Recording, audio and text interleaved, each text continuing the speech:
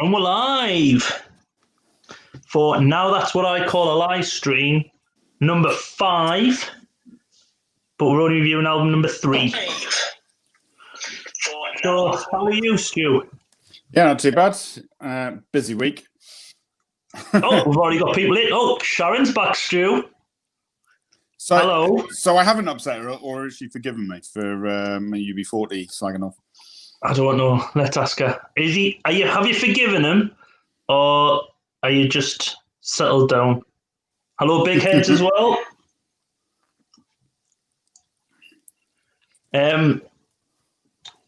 So before we get started, there was 2 birthday. Oh, she's back from therapy, Stu. Oh, there you go. We'll see if we can send her back to therapy. I don't think UB40's on this. But don't tune out. Don't tune out, Sharon. Please don't. It's Christmas and all that. Festive cheer. Have you got your Christmas decorations up? Oh, yeah. Tree there. Lights behind. Woo. Tinsel. Woo. And other stuff that way. Evening, Laura. So, like I said, I want to Now 3, which I must say is a better album. Yeah, they've got their act together. The last one. What were you going to say? Sorry, Stu? I said they've got their act together a little bit on this one, haven't they?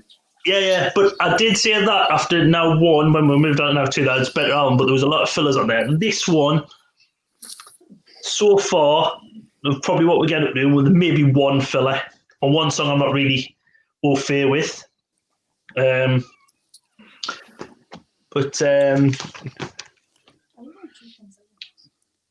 But yeah, before that's what I was going to say. Before we move on, we have 2 birthdays to shout out for the 2nd of December this week. We have Minnie Nem, who is going to she's going to the big double figures at 10. Yeah. And also, I think you've got one as well, haven't you? Yeah, my son Charlie. He's going to be 16 though. 16?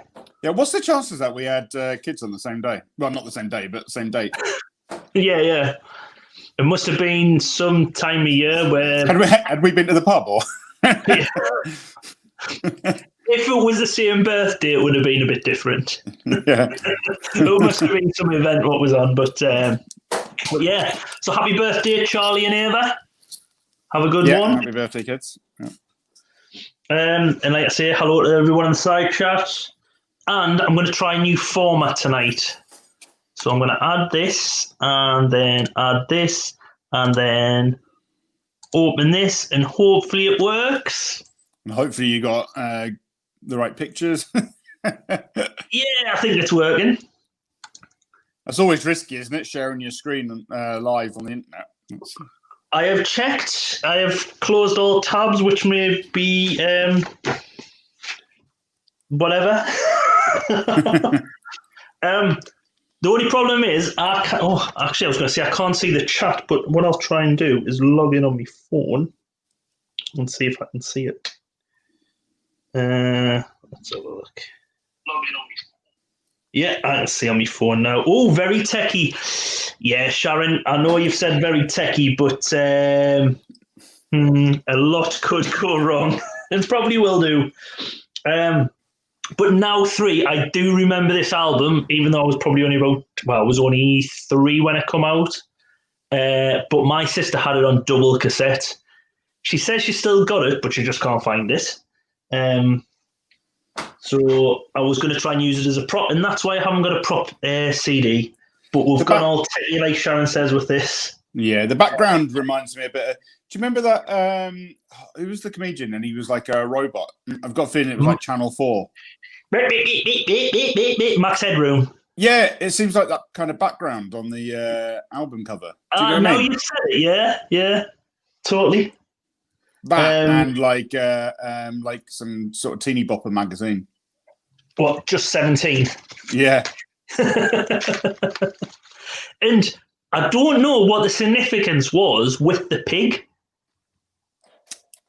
Do you not? No. Do you? Yeah, I do. It was it in Richard Branson's office? There was a poster up, and it was a poster advertising bacon. And the advert was something like, "Now that's what I call bacon." So that's why they called the album "Now That's What I Call Music." All right. So the pig is like a symbol from the original poster that they based the album name on. All right. Oh, didn't know that. There you go, folks. Knowledge bombs, Neil. Knowledge bombs. Yeah. Oh, there'll probably be F-bombs dropped as well later on. So if there's kids around, block their ears. Don't tell them to tune out. We need as many views as we can. Yeah. Has everyone seen the advert, Neil? Sorry? Do many people share the advert that you put out? Oh, I don't know. You know the advert that you did with Phil Collins and the gorilla. Phil Collins. Oh, yeah. Brilliant. If anyone hasn't seen it, it's on Instagram, Twitter. Where else? TikTok. We're on TikTok now. No dancing yet, though. Now that was techie, like how you did that advert. That was good. It took blooming ages for about a minute worth of video. It took about 4 hours. That's why people do this for a living. Do you know what I mean? Yeah. Can you imagine doing the whole live stream like that? Oh, this is taking a while just to get all different photos and clips in. Hiya, Leonie. What you need is some student to come on and do it. Oh, yeah. Somebody who's doing it at uni, just go, oh, yeah, this is a work experience. What, slave labour? Yeah, essentially. Also, I've got to mention about last week, there is some apologies. I know of 2, which I need to apologise for. I don't know if any from you. I'm apologising to no one for last week. I stand by anything I said. But I can't really, because I think there's some things I do need to apologise for. I'm not saying they're untrue. It's just that I can't find evidence for one of them. One of them is untrue. Yeah, Leonie, I have changed mics. I'm having to use my computer mic because my mic off this makes it sound like a robot. I can give it one makes you sound like the Predator. Shall I give it one last try and see what I sound like whilst we're live? Maybe it'll work now that you're actually... Hopefully. Otherwise, you sound like the Predator out the Arnold Schwarzenegger movies. Can you hear me now? Oh, yeah. Does it work? Yeah, it's working. Yes! All right, no echoey. Back to the original mic. Thanks, Laney, for mentioning it. Go to the top of the class. Right. As you see, we've sort of changed formats as well. Anyone just joining us? I need somewhere to put my phone. Actually, Stu, just sing a song or entertain them for just a second, because I'm just going to try and go and get a stand for me phone. Okay. Shall I show you, like the people watching, what my daughter's just made for her snack? Hang on a minute. Oh, hold on. Oh, no, you can. Look, can you see this? This is chocolate, a waffle with Nutella on. Is it working? There you go. Look. Waffle with Nutella on it, chocolate ice cream, squirty cream, and bananas. I'm trying to get closer so everyone can see it. Squirty cream and banana. So she's gone healthy with the bananas, but everything else was unhealthy. Hot chocolate. And she wants hot chocolate as well to go on top of it. So yeah, so that's where's Neil gone? I don't even know where he went. He's just disappeared on me. So yeah, so that's my daughter's healthy snack before she goes to bed. You'd think it would be she would have had a bit earlier than at bedtime, but you know, what can you do? Oh, here's Neil back. I am back. Yes. Right. Let's go then. Right. So yes, my apologies for last week. Number one, I did say "Relax" by Frankie Goes to Hollywood was about family life and everything. I got that majorly wrong. It isn't. It's about sex. So apologies, number one. And number two, I'm not saying it's untrue, but I cannot find any evidence of the rumor that Slade starred in what can only be described as scat movies, where they lay under a table and people done something over the table. It was a glass table, to help fund a tour when they were just up and coming artists. How much research did you do into that? I've looked on the internet a couple of times, but it's not an area you really want to look into. And they're probably not going to admit to it, right? So they're not going to have written articles on it. But I don't know where I've heard that from. I've heard it somewhere, but I don't know where. Maybe it was all just a dream. And I woke up in the shower. Yeah, it sounds like a lie. Yeah. But anyway, Now 3, released in July 1984. And like I said, it's a much better album. But I don't know if it's just because we know more of the tracks. And the first song we are on to is How Tech Is It? Reflex by Duran Duran. Fantastic song. Brilliant song. What do you think, Stu? No, I love this song. I like any Duran Duran song, really. Yeah. Duran Duran are a really good band. I think New Moon on Monday, which was on the last album, wasn't as good, but this one is like really good. I do look. It's one of their main hits as well. A lot of people know that. I think it wasn't it the most successful single. I'll tell you. Let's have a look. I've got them down where they reached. I think. Yeah, it made number 1 in 6 countries. Yeah, it reached and it was their last number 1. I don't remember them having number 1s after this. I don't know. Because that's a thing. Oh, Jesus Christ! I'm so unprepared this week. Yeah. They're a weird band because they're one of those ones that, like people in America, you don't often hear people talk about them. But Duran Duran were really famous in America. Have you gone, Stu? Huh? Can you hear us? Say that again. Sorry, you broke up there. I'm saying that Duran Duran were really famous in America. But like a lot of people have heard of them. They had 2 number 1s over in America.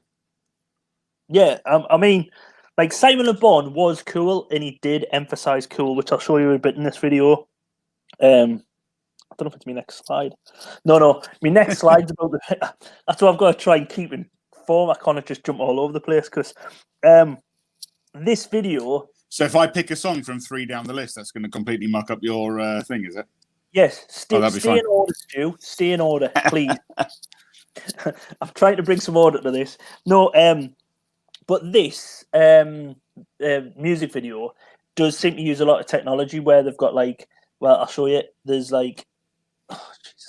There's split screens, and it seemed to be like a new technology because basically this music video is them playing at a concert and the fans going wild. Uh-huh. I think a lot of the music, like the screams and cheers, is like pumped up at the right parts. It's a bit like the Premier League football at the moment, where it's piped in screams and cheers. But yeah, they have a lot of like showing off. Oh, look, we can do multi shots on one screen, or even the same shot just in 2 different things, and it's. Basically, you've overused your technology here. Well, no, good use of the technology and then run out of ideas. Well, yeah. but like I was saying, Simon Le Bon oozed cool because he had 1, as he's saying there, actually 1, thanks Simon, like the fingerless glove, like a weightlifting glove as well, which was like, and for extra cool points, it was leather. Do you see the point in fingerless gloves? Well, not back then. I can see more. But not now. Why now? Like, when do your hands ever get cold and you think, oh, I only need to cover up the palm? No, touchscreen phones. Sorry, Jen's telling me artists do that. So, like, they might need to keep the fingers uncovered. Also, doggers.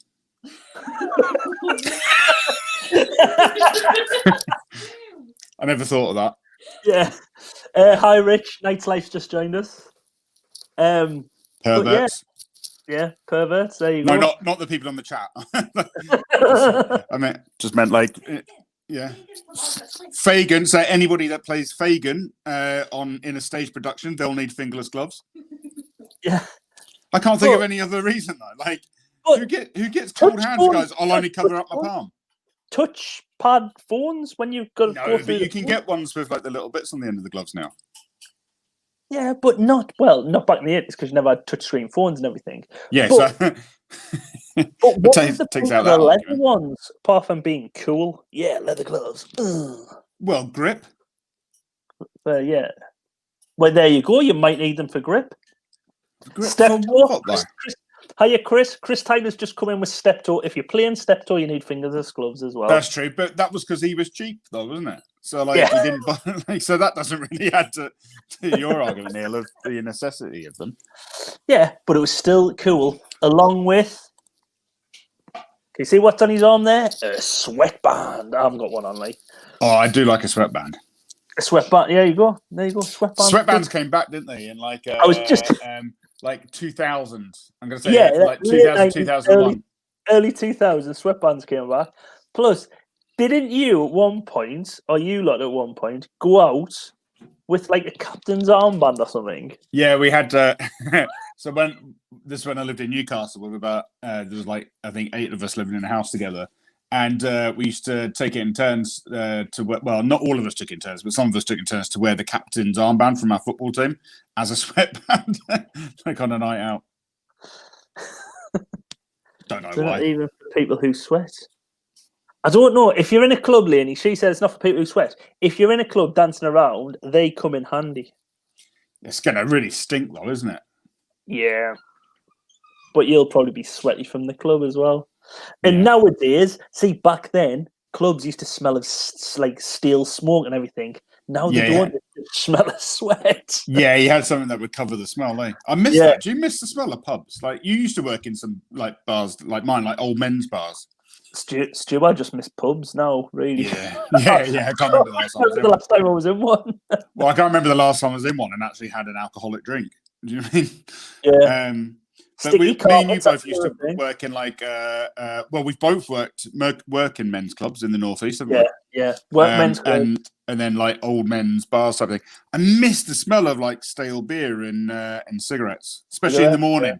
So when like in the morning the clean's been around, you got polish, like wood polish, cigarettes, and stale beer. Oh, you sounded like a really shit version of I love the smell of napalm in the morning. I love the smell of stale beer in the morning.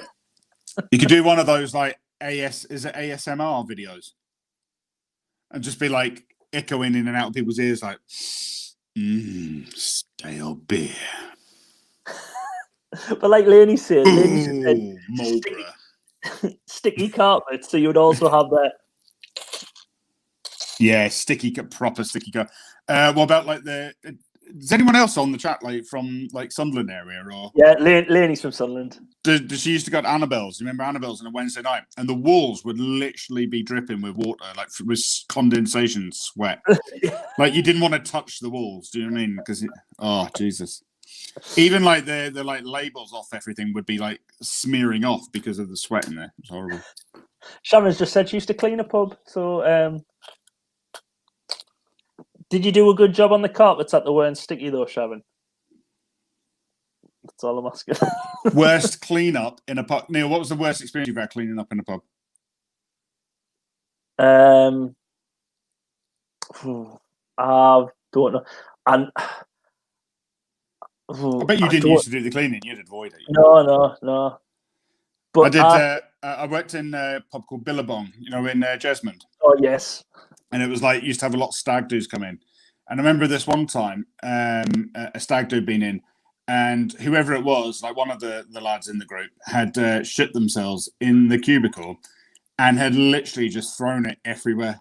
Like everywhere. And then I had to go in and clean it up. It was the worst.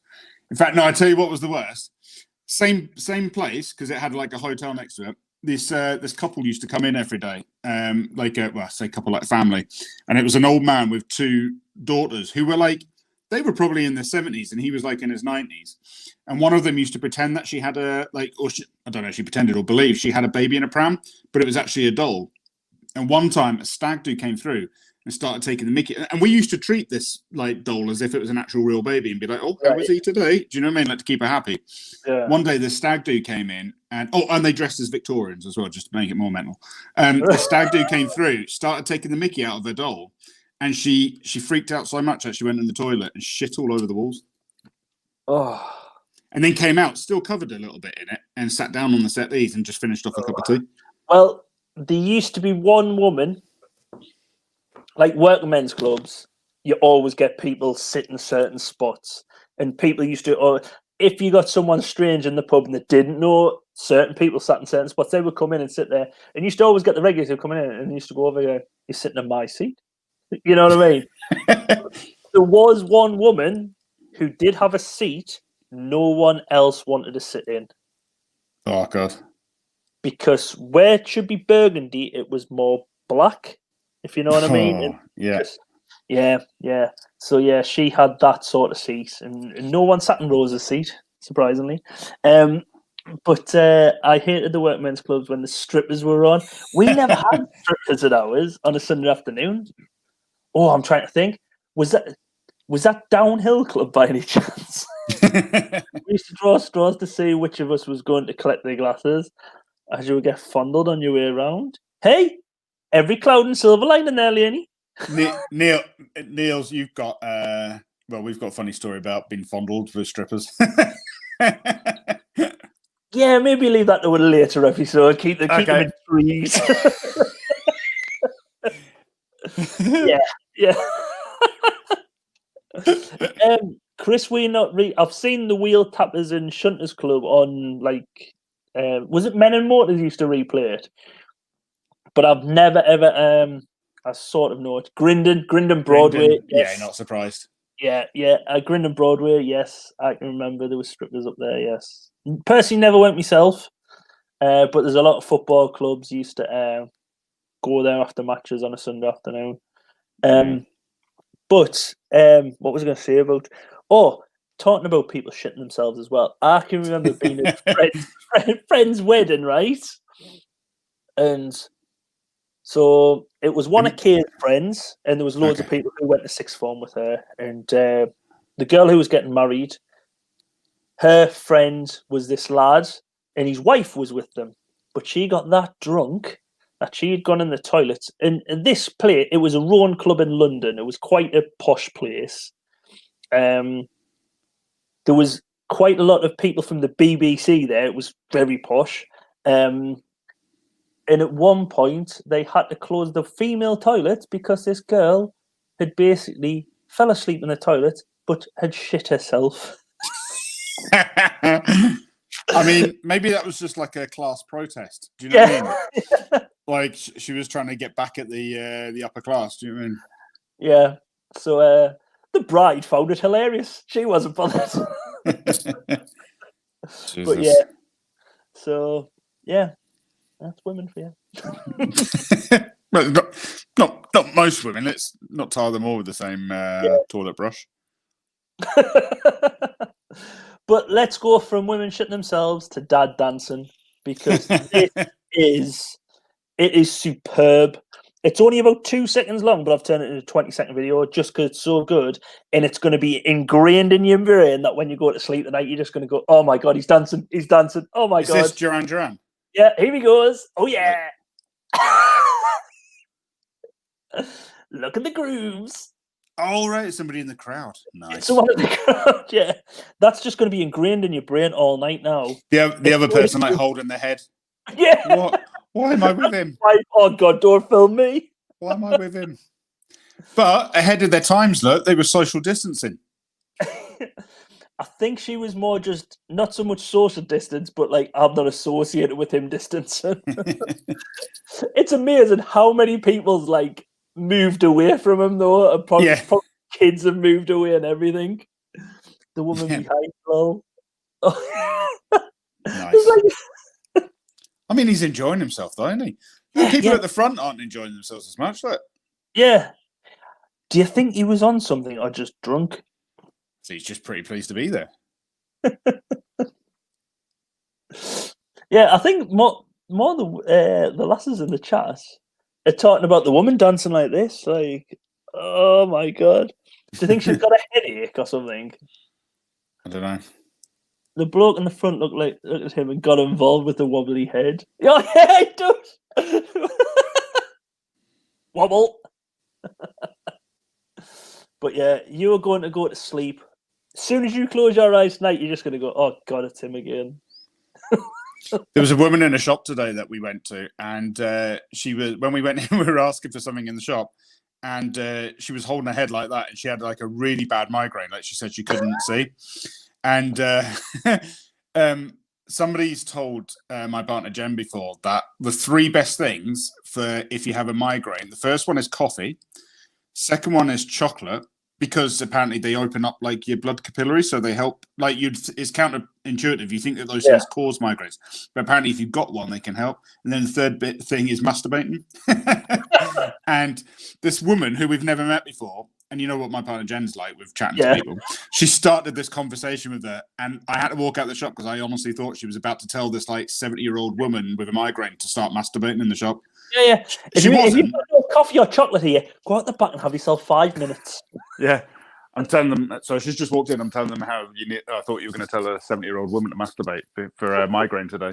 Yeah, but it works. Yeah, well, it works. Like, I didn't say that though, Neil. I didn't tell her. I told her to have a strong cup of coffee. Yeah. But Stu started backing. I panicked and thought she was going to tell her all 3 tips.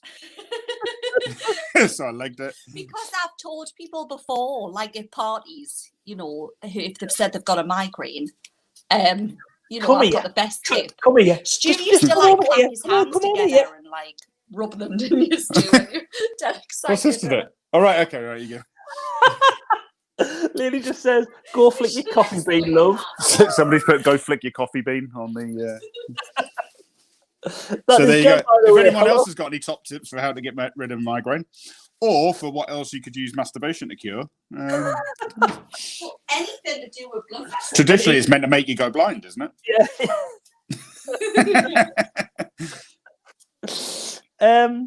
Yeah. So we still on the first song. Yeah, I know.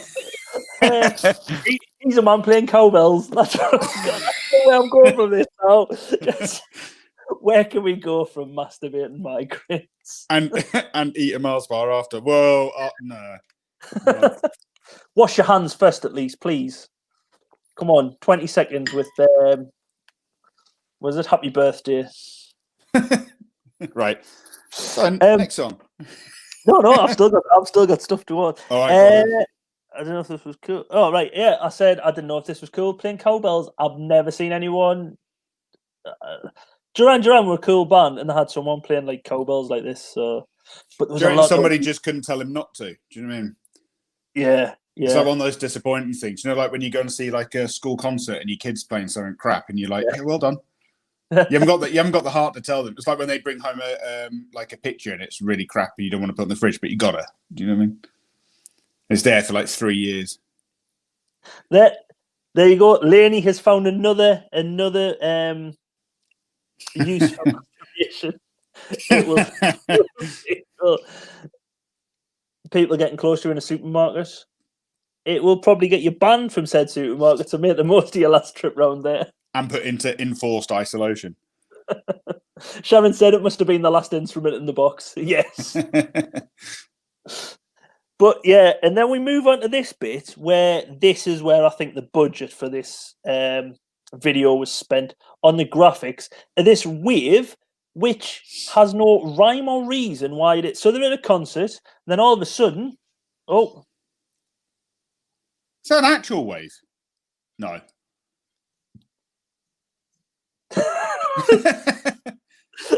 And then someone gets thrown a cup of water over them. I should mute that actually. Geez, that brings back memories of the phone party in Iron Apple. Oh, I can honestly remember. Thought we were going to die. I did. We're at a foam party in Iron Apple, and it isn't like where they spray foam out like that from gun things. There's no legal. there's no like health and safety. It's come through basically the air cooling vent, and we were told, "Oh, it comes down there, the air cooling vent." So everyone who's new to the island, hasn't been to the phone party before, sort of gathers round, and you can see people who are experienced at this and moving off the dance floor. And it come down and just flooded us. And I had a panic attack, slipped over, and when I was getting up, I basically pulled a girl to the ground and like, get out, I need to get off. And I climbed up to the stage, and there was a girl we met from Essex who was there, pulled us up onto the stage, and I was so glad. But then, didn't you lose your flip-flops on a dance floor and you couldn't get them? Yeah, I was trying to help other people out. So people were genuinely like choking and drowning. Oh, it was mental. I had to make like a kind of canopy out of my shirt to like to give myself a breathing pocket. Yeah, that's the thing. Sharon says they wanted a massive wave, but only got a budget for a bucket. That's the thing. They paid all that money, and then there's one bloke, and it's not even everyone gets covered here. If you watch, it is only the one bloke. Watch, so it comes down. That's been added in later, though, isn't it? And no one in the background. It's only the bloke. It's like a cup of water. It isn't even a bucket. It's like the bloke, cup of water in your face. No one else gets covered, just that one bloke. And that's obviously not even the first take. Look how wet he is already. Yeah. Can you press it on again? He's like already soaking wet before he even hits it. Imagine being that actor. Go, we've got a gig, you're in Duran Duran video. Okay. Just turn up. You're going to be a main part. Oh, brilliant. Oh, I'm going to be like wooing like a model or something. Maybe a cup of water. And you just stood there all day just getting, can we have another day, please? You look like you're in the final scene of a porno. Yeah. Actually, I'll have to do an advert later on with this. But that scene reminds me of Big Cook, Little Cook. And there's a scene on that. Sorry? Big Cook, Little Otterson. No, but Big Cook, Little Cook. It's something gets thrown over him and it doesn't look pleasant. I will put it in an advert later on. I'll splice it in. But yeah. Also, do you know what? So they were number one for this, Neil, in the US. Do you know what their other number one was? Is it View to a Kill? Yeah, James Bond. Yeah. Leonie knows the clip, what I mean. And finally, on this song, Simon Le Bon does seem to go a bit Geordie on it, because he goes, towards the end of the song, goes like, why, yeah, don't you use it?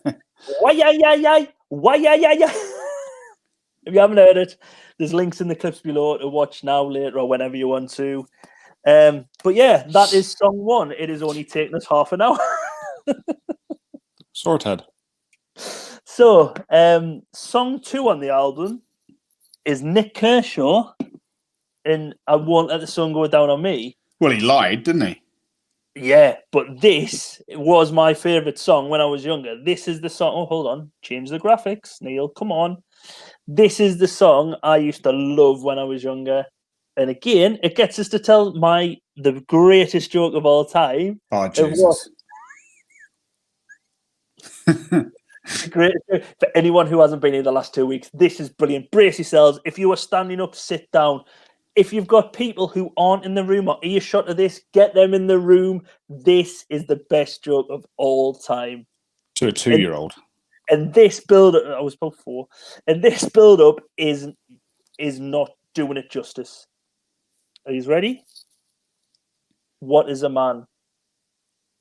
A tank. Yeah, it still makes no sense. It's a brilliant joke. Don't you think that picture of Nick Kershaw there looks a little bit like Cliff Richard?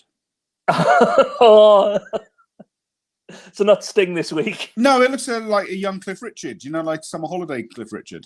Yeah, I can see where you're coming from there. Yeah. Is Nick Kershaw just like a vehicle for other singers to pretend? Be very careful with Cliff Richard.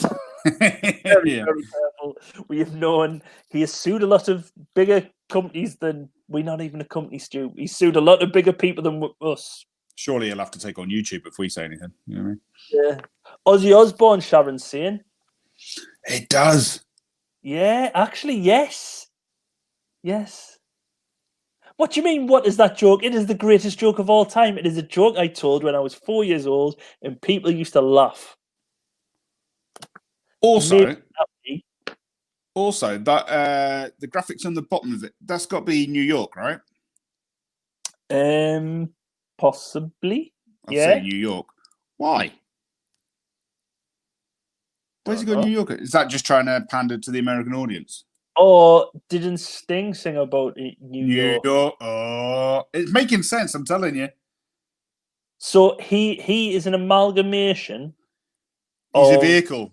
I reckon it's like a kind of they just make up whoever wants to be him for a little while. Do you know? It's between Sting and Cliff Richard. So yeah. And Ozzy Osbourne's in there as well. He could possibly have just as many lookalikes as what I have. I will have to do a lookalike a week on Instagram of me. see how long I can go. See if I can go a full year. I was telling my mum about doing this. She'll be listening now. I was telling my mum about doing this thing with you, and she was like, "Who's Neil?" She had no recollection that you're called Neil because she just thought you were called Al. Al, that's the thing. Yeah, Al. It was better than my other nickname. Yeah. Which I'll keep for another one. We've got to keep them on tenterhooks here. Yeah, because I think when you get to life stories, when it comes to like the '90s albums, do you know what I mean? You could reveal it then. Yeah. So yeah, Laney's saying that joke shit. It isn't. It's brilliant. I love this song. I did as well. This was my favorite song, which I used to annoy my parents with, and just used to sing the same line over and over and over again. They wanted this song to be like the lead song from the album, but apparently it was the producer didn't like the bit that you've been singing, the YII bit. They didn't like that at all. Duran Duran. Huh? That's Duran Duran. Duran Duran. Yeah. Well, I can't say shit. It was shit. Then they've been nice because you were 4. Yeah, I think they were just laughing because I made no sense at all, and that's why they laughed at us. Probably just laughing at your face, to be fair. Yeah, but Sharon is laughing right now. Sharon thinks it's funny because it is. They're laughing at you, not with you. Yeah. And Sharon's saying, "What is a man? A tank." I preferred, wouldn't it be? Oh, see, I think this was just my song when I was. It is one of them songs, but let's see. But I'm trying to see where this got in the chart. It only got to number 2 in the charts. This. Yeah, there's quite a lot of them on the album. When I was looking through, quite a lot of them didn't get to number 1s. Yeah. But then I think that's the point. Some of them probably deserve more recognition, and were put on this album because they weren't number 1s necessarily. Do you know what I mean? That's possibly the reason why. Yeah. So, I always wondered as well. Right, looking back now, do you know how I won't let the sun go down on me? I wonder how many people, being sort of teenagers, would have changed it back then to "I won't let your sun go down on me." Jesus Christ!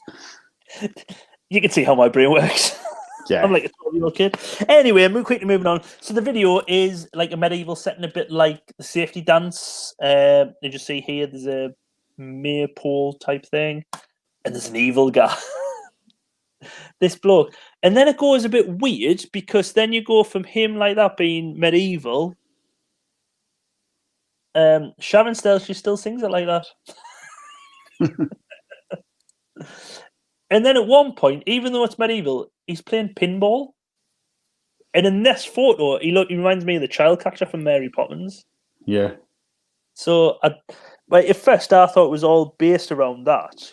Yeah, time traveler. Yeah, because I thought it was a bit like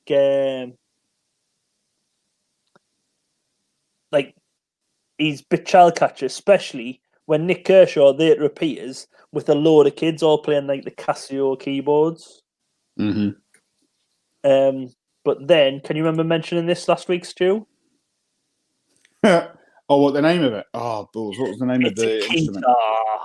A what? Oh, yes. Sorry, it is Chitty Chitty Bang Bang. Mary Poppins, not that. What do you call it? A keytar? A keytar, because it's like guitar. Well, it's a synthesizer. Yeah. But it's a bit like guitar, so it's a cross between a guitar and a synthesizer, so it's a keytar. That's a lack of imagination, isn't it? Yeah, it's brilliant. It's like, oh, keytar. Rich thinks it looks like the Professor Snape from Harry Potter. Yeah, that's fair. Yeah, I can see where you're coming from there, Rich. Yeah. But also looks a bit like. Do you watch Mighty Boosh?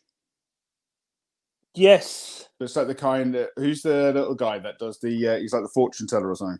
Yeah, he looks a bit like Noel Fielding, but doesn't. It looks more like the little guy in that. Yeah, I know. It's the little guy who. I mean, the little guy looks like Noel Fielding, but doesn't. Yeah. But yeah, I know where you're coming from with that. No, it isn't Noel Fielding. It's someone else who looks a bit like Noel Fielding, but that song is another song which was wrote about the Cold War, and you'll see that quite a bit on here. Because I don't know if around this time everyone was shit scared of bombs. Yeah, popular theme. Yeah. And then we move on to Sister Sledge, which you could have gotten from HMV for $1.99. So yeah, Sister Sledge.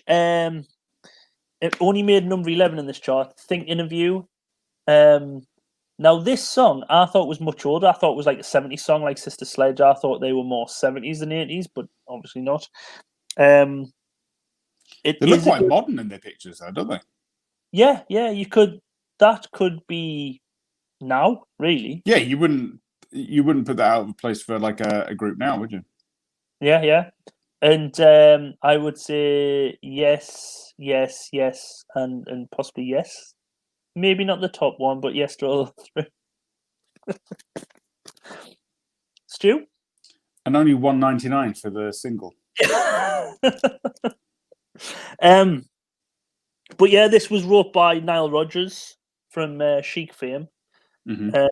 But yeah, I love this song. But like I say, I thought it was more 70s because it is like the disco vibe. The Now albums always come out strong in the first three, don't they? Yeah. And then they let themselves down with number 4. What's number 4? OMD and Locomotion. Yeah. I was disappointed because I didn't know who sings that Locomotion. What's the song? Come on, baby, do the locomotion with me. I had no idea who sings that. I know Kylie sings it later on. Did someone else not do it before? I feel like I else think it was from the 60s, though, I'm positive. Maybe right. Lulu. Yeah, that would make sense. And I'm kind of disappointed that this wasn't the song. Yeah, but, well, I thought I didn't know this song. But it wasn't good. I'm just reading the chat because everyone said, remember this, but liked Frankie's song better. She got it when she was 10, Lainey, but she does like the song. When you say you like the song, do you like Orchestral Maneuvers in the Dark song? Little Eva sang it before Kylie, that Locomotion. Love Frankie, but it was still a creepy as fuck video. Sharon, all videos in the 1980s were creepy. Yeah, is this the Locomotion one? Well, the Locomotion one, like I said, I didn't really know it as the Locomotion, but when I heard the song, I was like, oh yeah, I do know this song. And it sort of reminded us going to like holiday camps in the UK, like Pontons or Warners or something like that in the UK. But I don't know if I went to them around this time. I don't think I did. I think I was a bit later when I was like 9 or 10. So it would have been much later, like late 80s, early 90s. So I don't know why it reminds us of that. Yeah. It had a bit of a Cold War-y kind of spy feel to it as well. Yeah, the video did, and I only watched that, like, looking back, because the video is set, and they're basically on a train, and this person here, I don't know if you can see me, mouse. And they're all in different, like, eras of clothing. Yeah. So, and it's weird, because they seem to go from train to train to train, because they're like in the posh bit like Oriental Express. This is like Cold War Russia. Yeah. This is like an Oriental train. Weren't they from all over the place, though, the band? They were from, like, around Europe, weren't they? It actually fits in with the lyrics because the lyrics said something like something across every nation. Mm-hmm. It says the lyrics or across every ocean, across every nation. But yeah, there seems to be like an opium crack den in one of the trains here. Why not? Then they're on like the move to a ship which is like the 1920s, like prohibition era. They're not like Caribbean ship. Now that woman, the woman with short hair there, with the briefcase. That's what you mean. It's like got a Cold War feel to it because she seems like a spy, doesn't she? Yeah. Yeah. And then she does off in a hot air balloon. Look at the guys in the background of the last one. Go back one. With like the white helmets on, they look like old hunters out of like Tarzan movie or something. Yeah. Is that like the boar? Boer. Yeah. Yeah. So, but yeah, I have not got a clue what this video is about. I don't remember the song at all. I've got a vague recollection of it, but it's not really like I've listened to it this week and I didn't remember it at all. Yeah, but OMD, they seem to have like quite a. They weren't really big or whatever because this song I think reached only number 5 in the charts. Yeah, but they never really had like massive success, but they had quite a long career with like mediocre tracks. Because when you get later on, there's a track called "Walking on the Milky Way," which is like mid to late 90s. No, I think that is a fantastic track. I think it's really good. It's one of my favorite songs, but it's not really that popular. But it's by these guys. Yeah. So it's weird how it goes. I saw one fact about them where it said something like this one song, "Locomotion," is on all of their best of albums. I was like, how many have they got? You got to think a lot of yourself, haven't you? Never to have had like a number 1 and yet still bring out lots of best of albums. That's the thing. Do you not think sometimes then like it's the same with any kind of art, I suppose it's more what they say about themselves that can help you sell. Well, yeah, there's someone who appears. Oh no, it's not on this album. It's when we get to the Christmas album for our Christmas specials. By the way, we're going here. Our Christmas specials will probably be in January. Getting through these albums. There's a guy on there. He was on Desert Island Discs, and he picked all his own songs for Desert Island Discs. Really? Yes. If anyone knows who that is, please let us know in the chat. I know who it is, but that's your quiz question for you. The ballsy move. Christina might be on this album later on. We might not get to her this week, but stay tuned because we might. So stay tuned. We're not. Shut up. We've got to keep them interested and hooked in. They might be coming in. Yes. Tell your friends. Get everyone on. If you're part of a Tina fan club, get them involved as well. It's a good songs on record 2. It's the best record 2 we've had so far. There's some good ones all the way through. Stu's only Tina on Thursday night, though, Chris. Yep. Yeah. So the next one, we're moving on to another Ultravox song, even though Stu only said he had one. One recognisable one. Yeah. But wait, see, I do know this song, and it is quite a decent song. But it'd be one of those songs where you'd hear it, and then someone go, "Oh, that was Ultravox." You'd be like, "Oh." Yeah, actually, there's another song I heard on local radio the other week, and it's called "Love Great Adventure."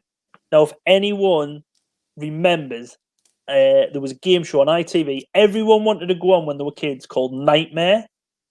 No, I don't think anyone ever won, but there was always like sidestep to your left, sidestep to your right, take 2 steps forward, 45-degree turn. It seemed so bad, probably when you're playing it there. It was like a precursor to virtual reality. But could they actually see out the helmet at all? Did they have anything in the helmet? I don't think so. Who presented that? That guy. Of course he did. So yeah, but that Love Great Adventure, that song, if try and track it down afterwards, it's Ultravox, Love Great Adventure. If you listen to that song, it sounds like the theme tune from Nightmare. It is mental. It is good. I think it's a good song just because it reminds us of that. But yeah, Dancing in Our Eyes reached number 3 in the charts. But the music video is filmed and it shows a nuclear reactor overheating and melting down. That's right. Yeah, I remember it. Now, this is 1984. Chernobyl never happened until 1986. Did Midge know something and didn't tell anyone? Did he start it? Yes, exactly. Did he think Bob Geldof nicked my limelight with Band-Aid and everything? He's getting all of That's right. I'm remembering the video now. It's the one, isn't it? He's going home to his wife and kid because he hears there's going to be like a nuclear fallout. Yeah, well, I think he's just driving home, right? And he drives home, so the nuclear fallout. He's driving home, and he comes to a crowd of people, and then in the background he sees, like in Dixon's window or whatever, a nuclear like the nuclear power station's gonna blow up. Please stay indoors, and it's like, would that really be what? No need to panic, but this place down the road's gonna blow up. Yeah, they wouldn't have told them. Yeah, exactly. If I've learned nothing else about Chernobyl, it would have been all watching it blow. Oh, look at the fireworks. But yeah, so he goes home. First thing he does, he greets his wife, starts dancing with her. Of course you right? Goes in, sees the kid, who's still awake by the looks of it. Standard procedure, yeah. And then, let's have one last quick one. Yeah. 4 minutes like, yeah, little Randy bastard. We've still got 12 minutes until it happens. Yeah. But the next clip will show you. Imagine that she didn't know and he just came in and told her. And was like, love, I'm afraid to tell you, there's going to be a nuclear reactor exploding in about 30 minutes. Time for a quickie? Just think we can squeeze one in. Of course we can. She's just going along with it because she thinks it's role play. But yeah, but. Oh, burn me. What wait, shall we say what exploded first? Was it Midge? Yeah. Or the power plant? Oh. It's like a chicken and egg scenario, this. And luckily it didn't damage the TV, so Yeah. TV's still working. Again though, another like nuclear like Holocaust. Again, imagine if he hadn't told her about it and they just happened to be having sex. Do you know what I mean? Yeah. And then that happens. She's thinking, God. Jesus, what's he taking? Yeah, and then the video he comes like a nuclear reactor. It was better in the Duran Duran big finish, wasn't it? Yeah. Well, then he just says, if you flick your bean, love, you'll get rid of that headache. We'll still have 10 minutes.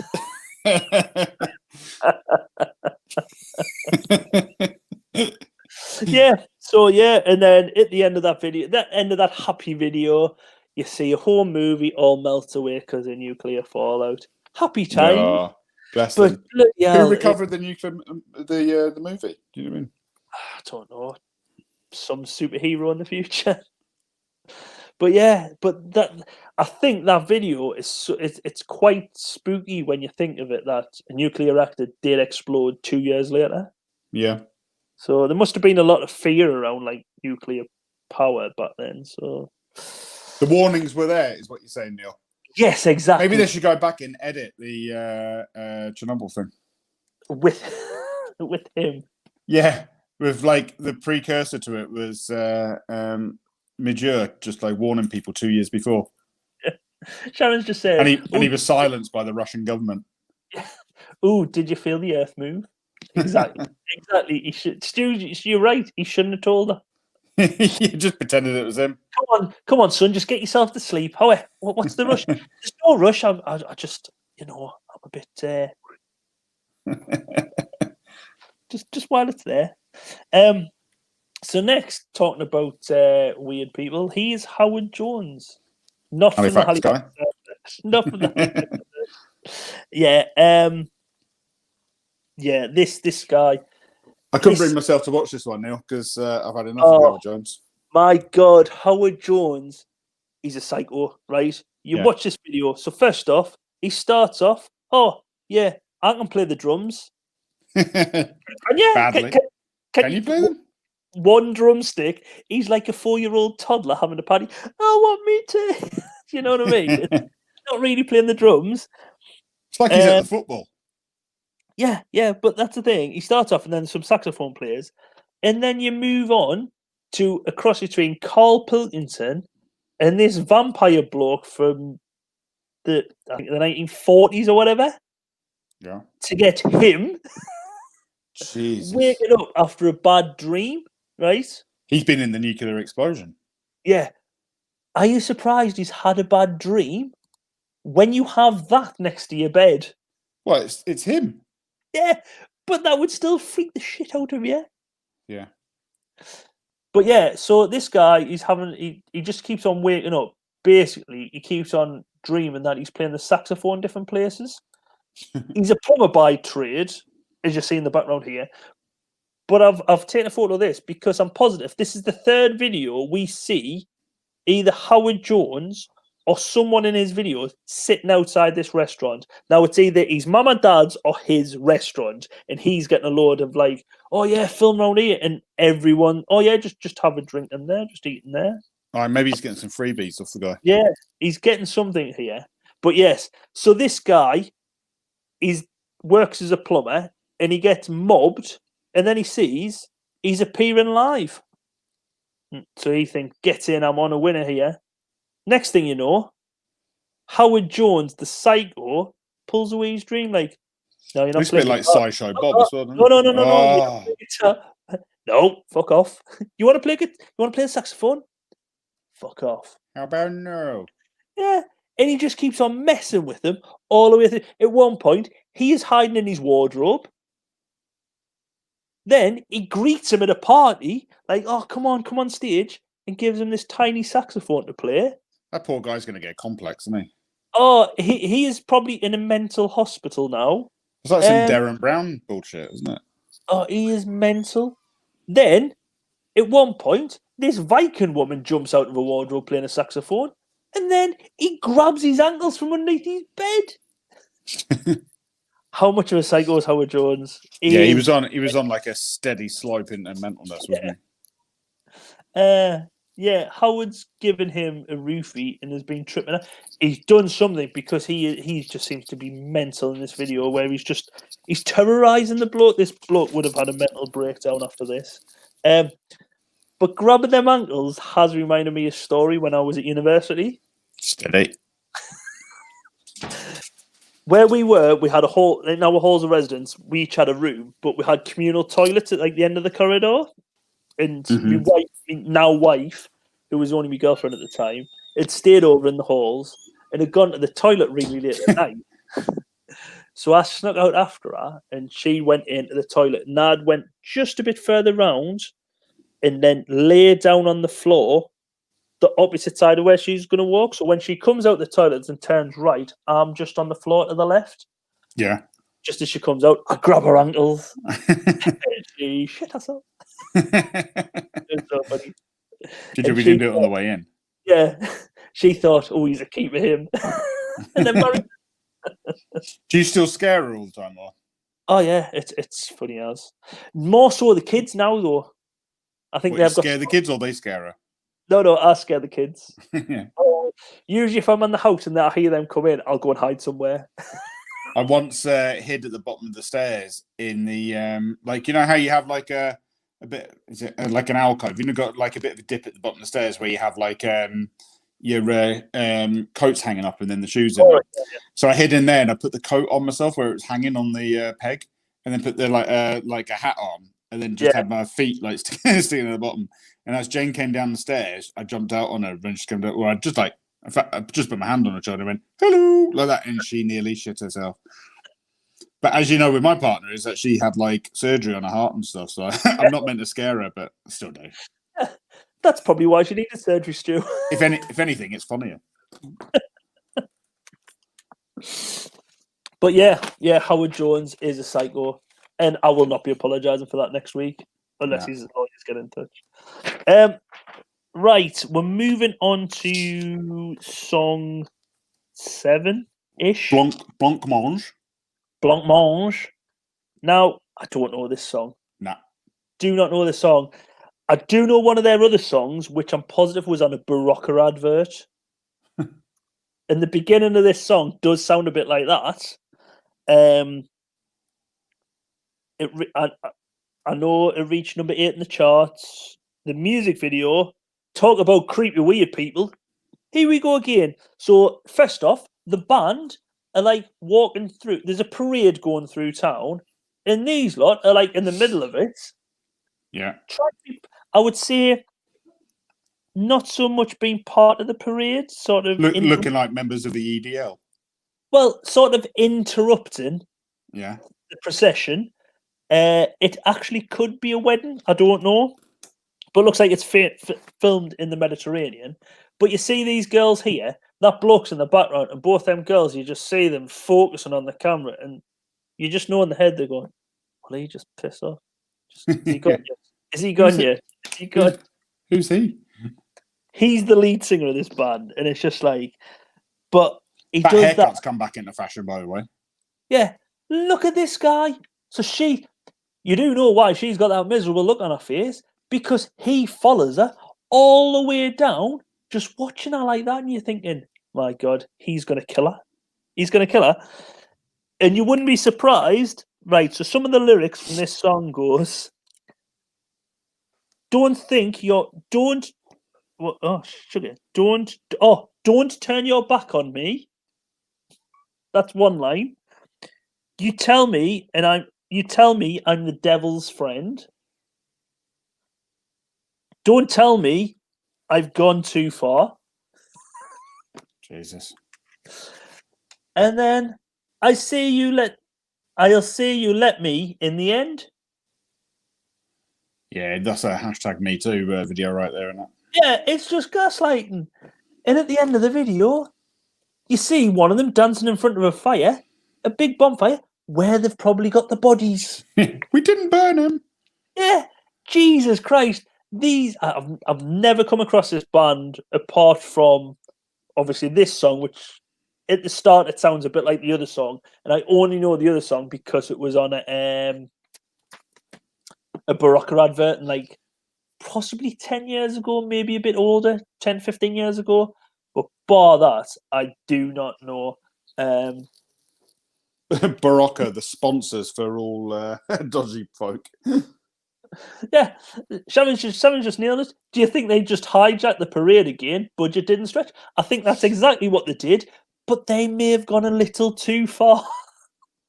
Maybe not just hijacked, but kidnapped some of the women. Yeah, where are all the men at this festival?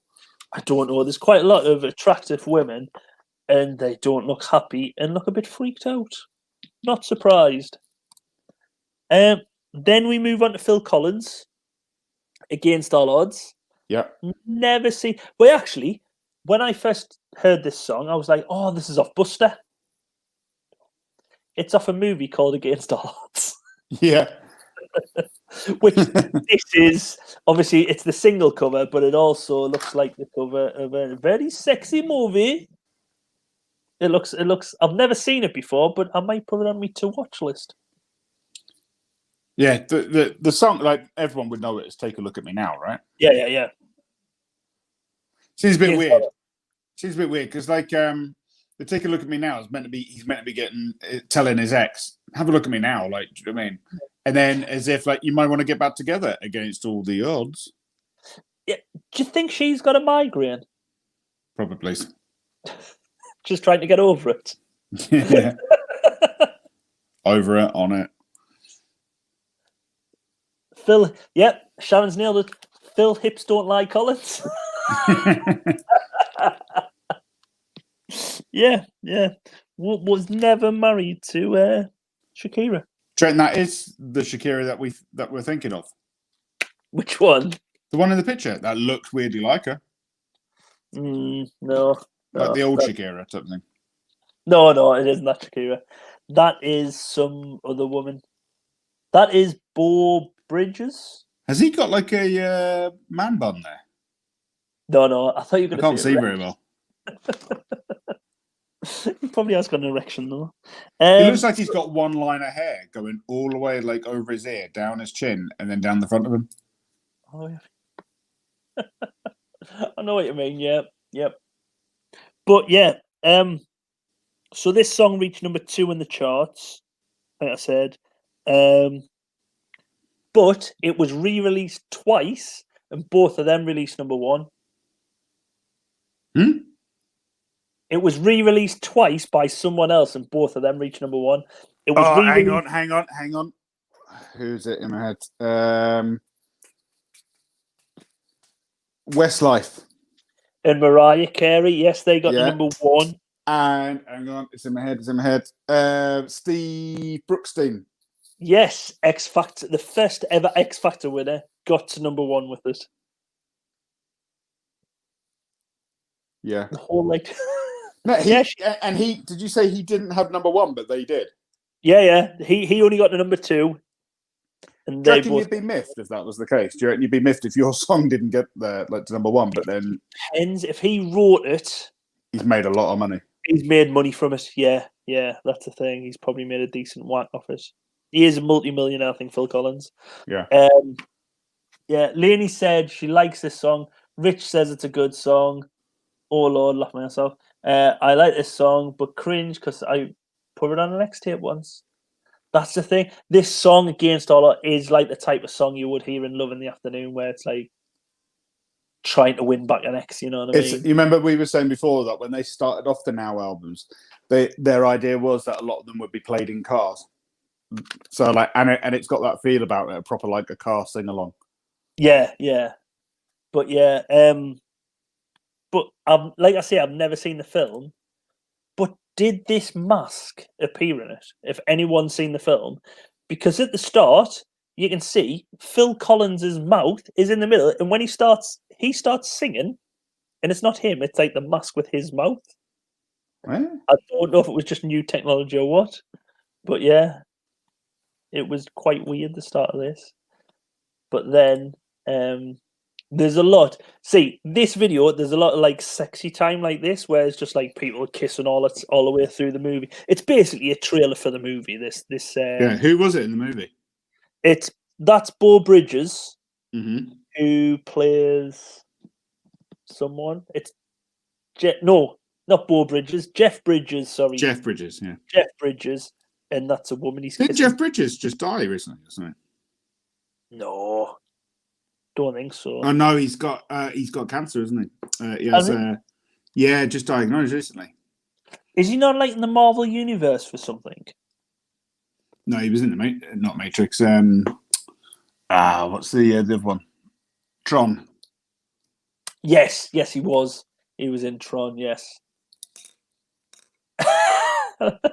Yeah, you've come in at the right time, Tommy. You've just missed an interesting chat about how to get rid of migraines. I don't know if you've seen Tommy's got. I knew I'd find porn if I looked hard enough.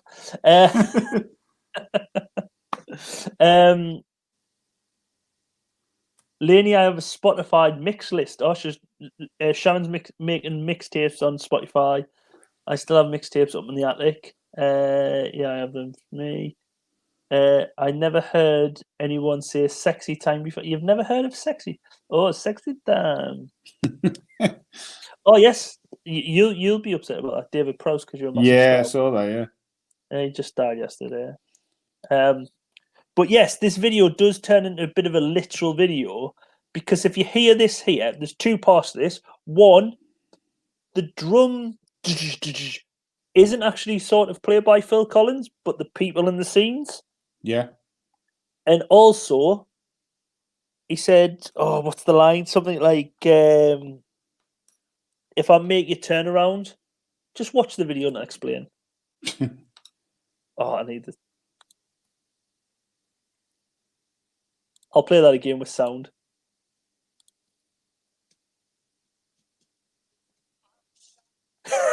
Nice. Yeah, I wish I could make you turn around. Literally drags around. But I love the bit. The cymbal crash is him getting thrown into the drums. That's good stuff. That's good production, that. That is excellent editing. I love that editing.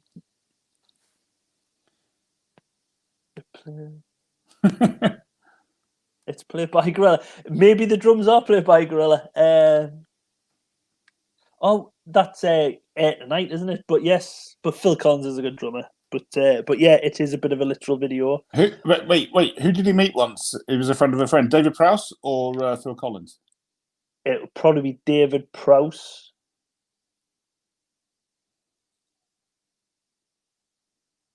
You got to wait for the answer. Yeah, you go wait for the answer.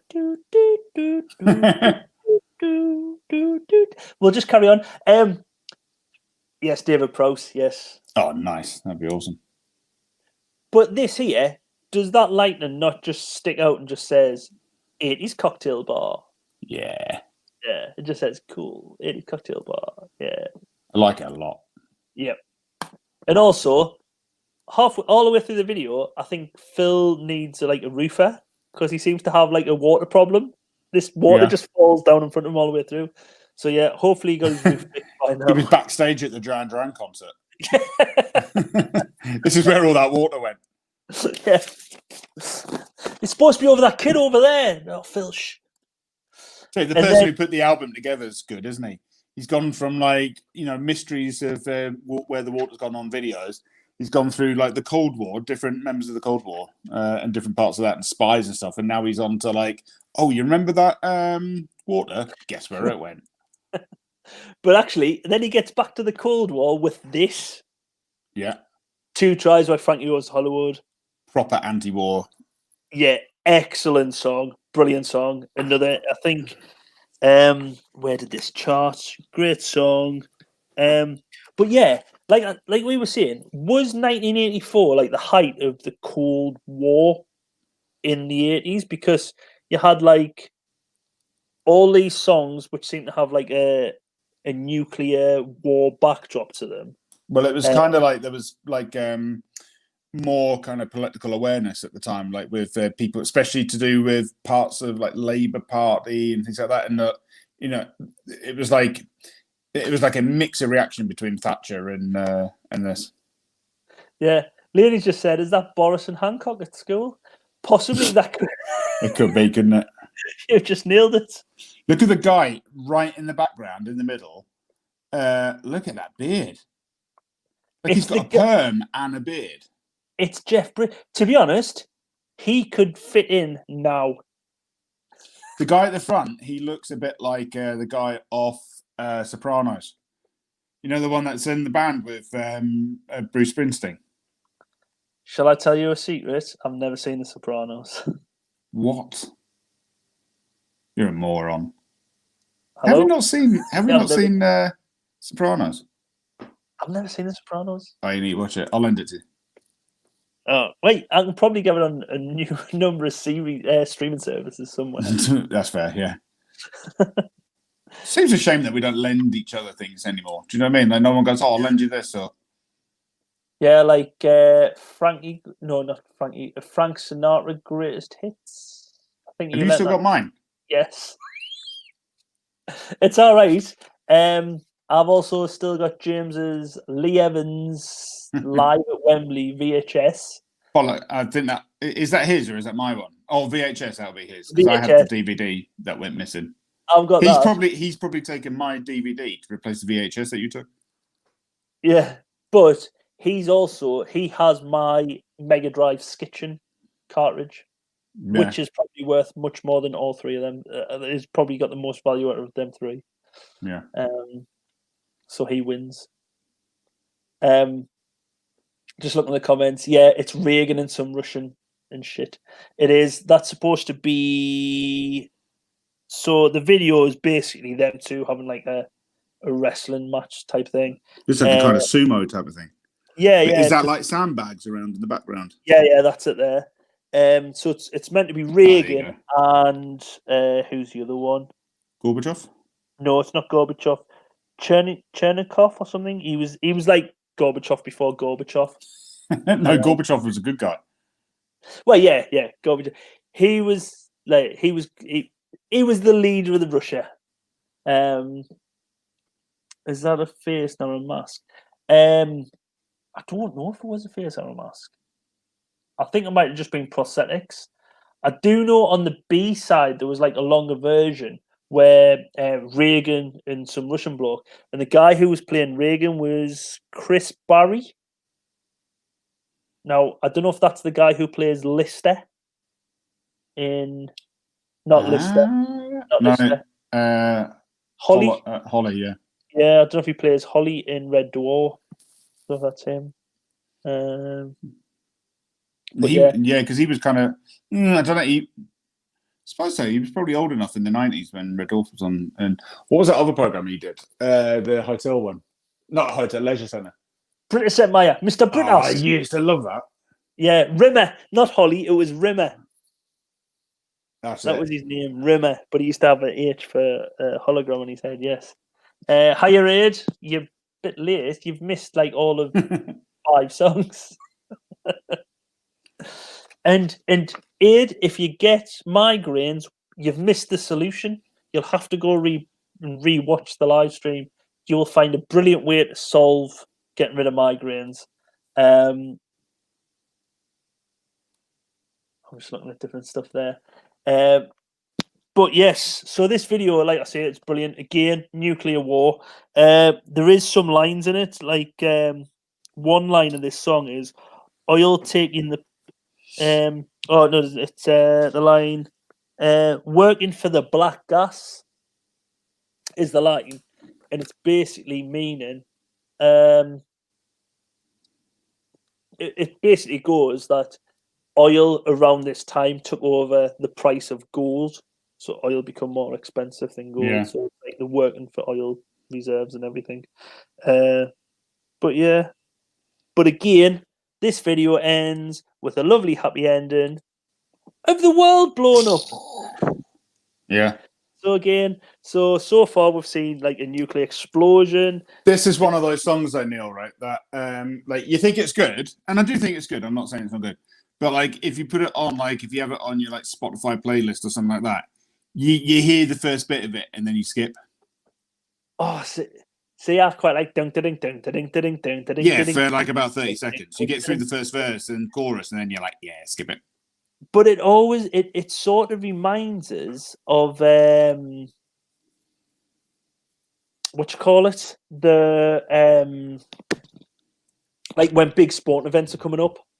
Yeah. Did you run out of PowerPoint slides there, Neil? Yes. Death by PowerPoint is finally finished. That's the last one. Sorry, we've come to the end of our presentation for the evening. Yes. But at least I've got my own clicker, unlike Chris Whitty or whatever. Next slide. I should have done that all the way through. Next slide, please. Next slide, please. Please. Yes, Ed. Yeah. No need to be sorry. Just make sure you're on time next week, or you will be put in detention. Now, next song up is one of my favourite songs of all time. Which is the next song? White Lines.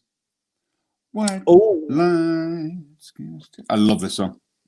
Do you want to talk us through White Lines and Stu? Not really. I just love the song. I do like the fact that they put white lines and then don't do it. Because originally it was like more celebratory of the cocaine industry. Yeah.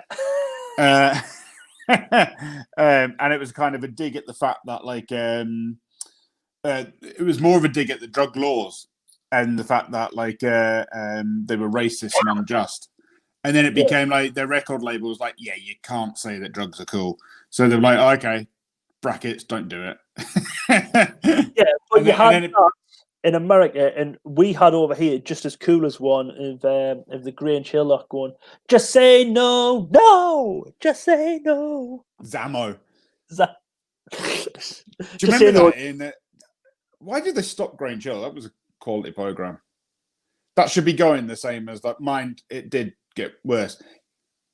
I feel like the school went downhill after Mr. McCloskey left. Mr. McCloskey. Do you not remember? Did you used to watch Grange Hill? Maybe I watched it a bit more because my brothers were a bit older. So I can remember watching when they put the reruns on of the original ones when like what you call Mark Fowler, Tucker was back in. Used to have it was Benny, who was like he was a little black kid, but he was really good at football. He was quite cool as well. Yeah, he was Tucker's mate. Roland. I'm only trying to help you, Roland. Yeah. And wasn't there at some point Mr. Baxter, was it Mrs. McCluskey and then Mr. Baxter was the grumpy? Yes, he was the deputy head. And Mrs. McCluskey, yes. But can you not remember at some point, possibly in the late 90s, there was like a group of them who were like the school bullies, went around with like shoulder pads on and like American uniform. It might just be a dream, like the Slade rumor, but I'm positive there was some bullies went round and like had like shoulder pads on. It was a good program, Grinch. I loved it.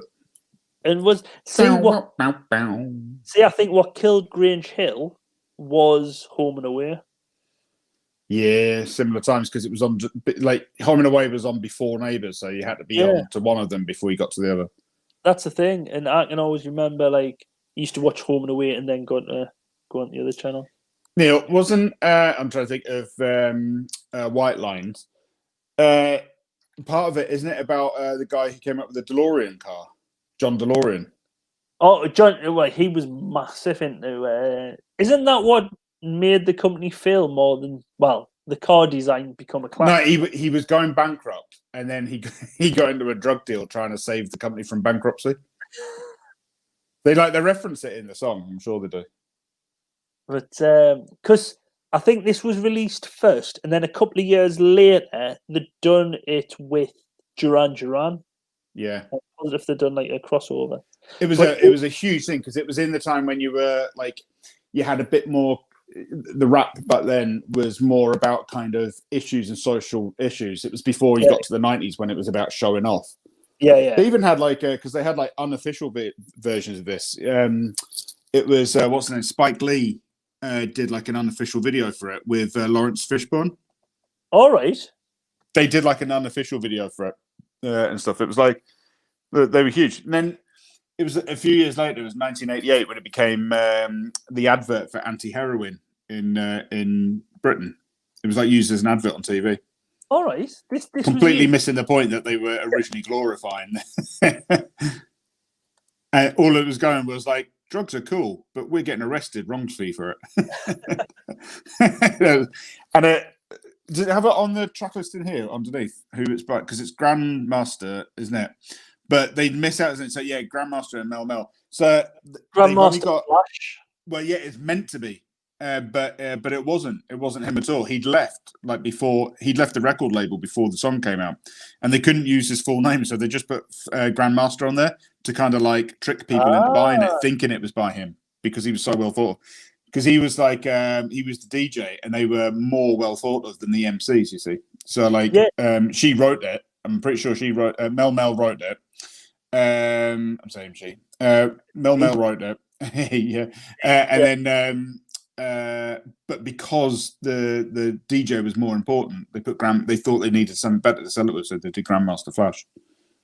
Yeah. See, Sharon, I can still sing all the lyrics to White Lines. It's a great song. Yeah. It's a very cool song. My dad loved White Lines, and he didn't have a clue what all it was about. That reminds me of my auntie, who used to be the stewardess at the Workmen's Club. She used to love the Bloodhound Gang song. You know, you and me, baby, ain't nothing but family. Yeah, she used to love that until she went, I can't believe I've been singing this all the time with the grandbands. And it's like... yeah, there was a rock version of it as well. Yeah, that's with Duran Duran. That come out much later, I think. Lawrence Fishburne played Ike Turner's.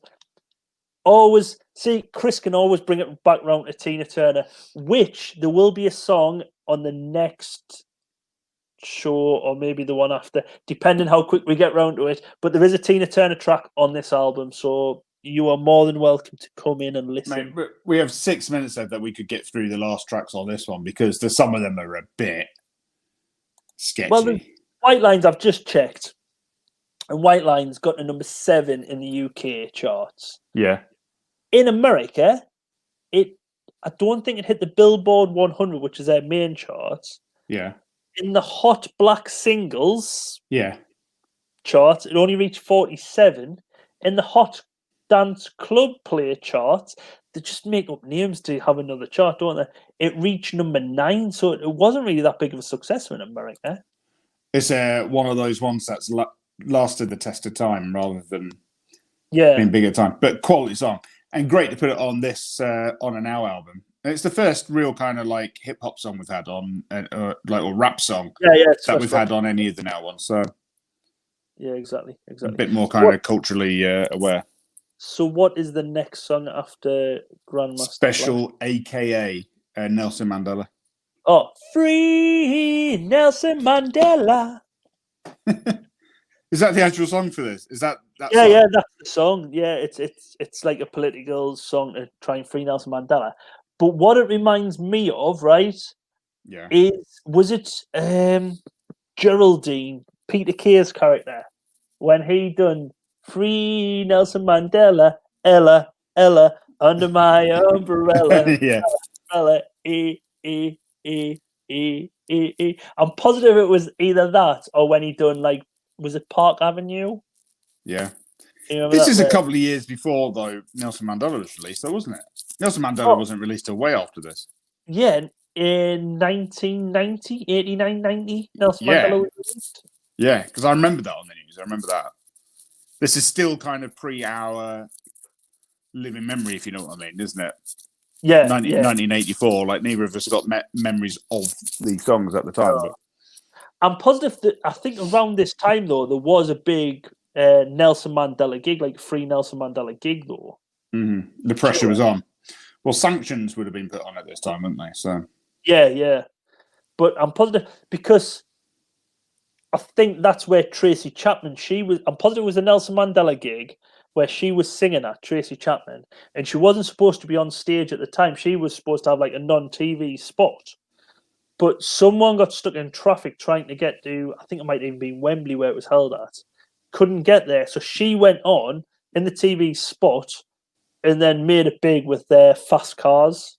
And she had another song, but I'm positive that's the story behind that. At least that one is not as liable as the story.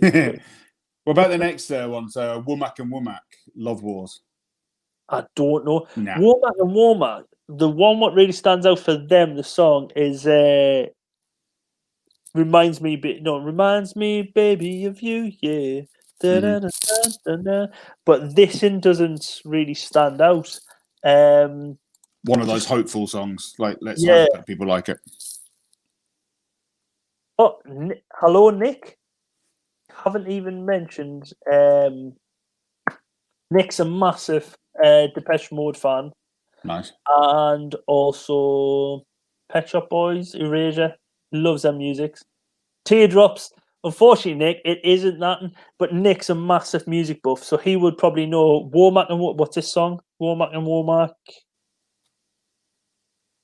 Love Wars. Love Wars.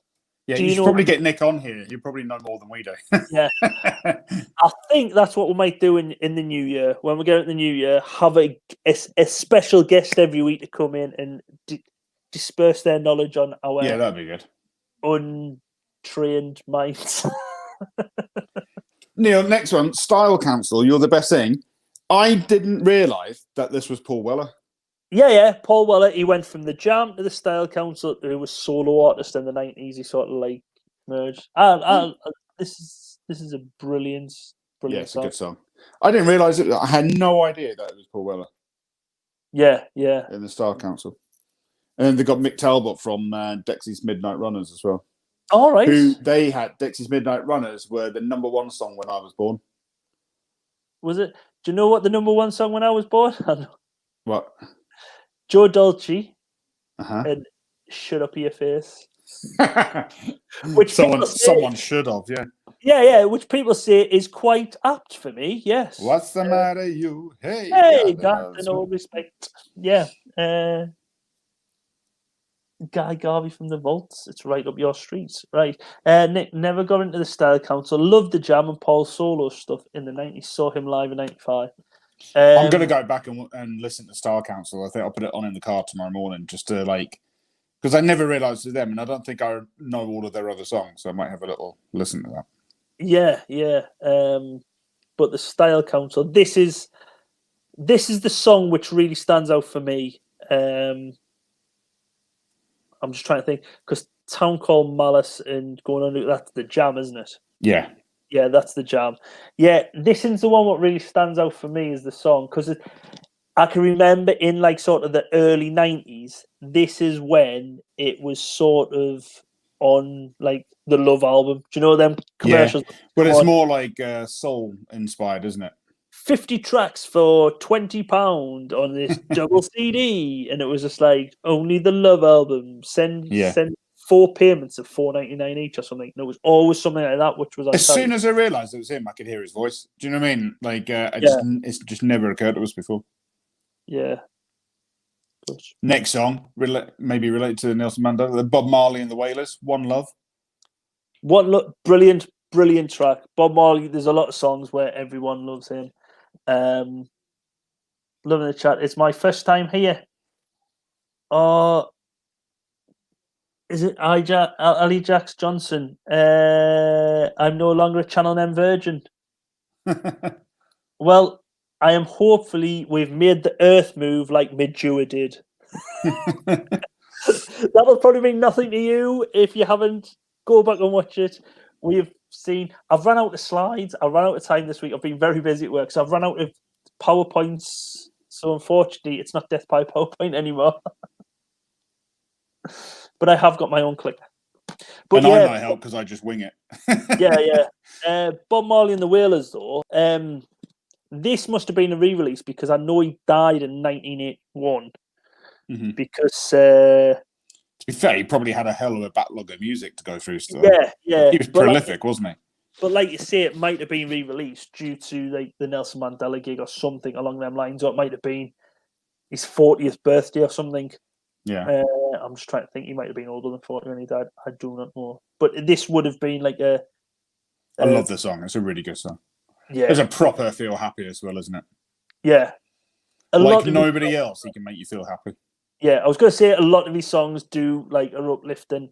Well, being a Sunderland fan, there was that time when we used to always be singing "Simply Don't Worry About a Thing," and that became a Sunderland song because we were doing shit. Yeah, pretty much doing the same at the moment. So, is that the last song for this evening then? No, there was Bronski Beats, Small Town Boy, but... Oh, see, now Bronski Beats, Small Town Boy is a brilliant song. Even though number one on my birthday was July 1974, Gary Newman, Our Friends Electric. This could be like one of those fishing things like they put up on Facebook. Tell us which band is number one, and your favourite colour, and your first form's name. Yeah. And your mother's maiden name. Tell us your mother's maiden name and the song when you were born. What school did you go to, and what was the name of your first pet? Yeah. And which bank you bank with currently? Who would you recommend to bank with? What's your sort code and account number? Yeah, I agree with Lean. Lean just put "Small Town Boy" is a great song, and it is. It's a fantastic, and it's got that vicar in who's always on like panel shows. What? He's got Bronski Beat has got that vicar in who is always on panel shows. What nowadays he's on panel shows? Yeah, he's on Richard Coles. Yes. I'm positive Richard Coles. Shut up. How is he in this? He's not much older than us, is he? No. Nick will know. Bronski Beat, Small Town Boy, absolute classic. Amazing story and video. Richard Coles doesn't look that much older than us. Oh, see, that's the thing. Nick, I'm never getting onto this, so I haven't done a PowerPoint presentation on it. I might leave it till next week. So come back next week and I'll have a PowerPoint presentation on this. By Telly Savalas. Nice. If by Terry what? My number one was If by... Oh, I was like thinking, Terry Savalas wasn't in Bronski Beat, but I'll get you now. Mine was Cliff Richard, Congratulations. Very apt. Yeah, that's a good one to have. Oh, right. Okie dokie. He wasn't in Bronski Beat. He was in the Communards. Richard Coles was in the Communards, not Bronski Beat. But didn't the Communards have...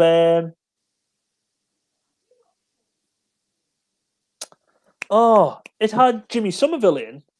And didn't it have, it had Jimmy Somerville and Alison Moyer because she sang like the lower, deeper bits and he sang the get high bits. The geek. Yeah. He sang the really like, don't leave me this way. And she was like, oh, careful, no, turn the kiss. Neil, if ever there was a time for your kazoo to come out, it was for that. Don't you leave me this way.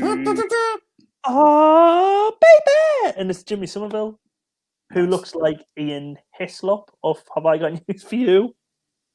Can I say, Neil, that I'm stoked for the next record as well, number 2, for next week? Yes. There's some quality. Like we said at the beginning, this is the strongest so far for like record 2 out of the Now albums. There's only been 3, but they've put some effort into it. I think maybe the people are like, some of their artists are like, yeah, no, put our song on there. Do you know what I mean?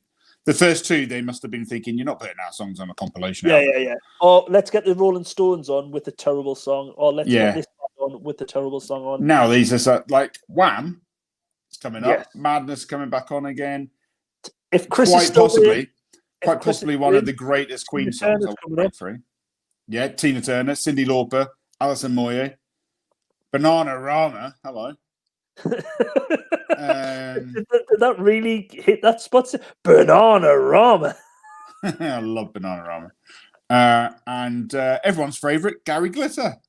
Oh, yay! Yay! So yes, next week, 8:30. No, sorry, not 8:30. 9:30. Yes, Chris, Tina Turner will feature. Hopefully, I'll get the full second album on PowerPoint. Death by PowerPoint. And we will be back. And don't do what Chris is planning to do. Chris is planning to join in about 25 minutes in just for the Tina Turner bit. Yeah. Get on at the beginning. Don't be a Chris. Yeah. Don't be a Chris. And you will get handy hints on how to get rid of migraines and other ailments and how to distance yourself from people in supermarkets. We are full of handy hints. So, thank you. And I'll say this now because it's not my money, but Neil's going to give away a free prize next week on. No, I'm not. I'm not giving away free prizes. I don't let them down. I will give away a stew. If you want stew, you can win him next week. Take my soul. Yeah. But yes, thanks everyone for joining. Thank you, Sharon, Lainey, Chris, Nick and Andrea. Who else have we had in? Id. Oh, who else is in? Jack Johnson, Rich from Night's Life. We're going very much back. Laura.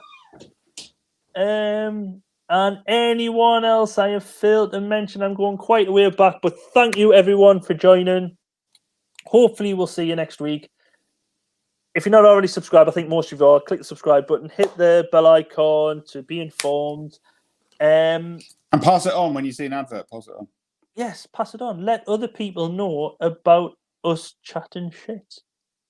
And hopefully we'll see you next week. Click the thumbs up button as well, and that might help. But thanks, everyone. Goodbye. And remember, what's a man? A tank. Goodbye.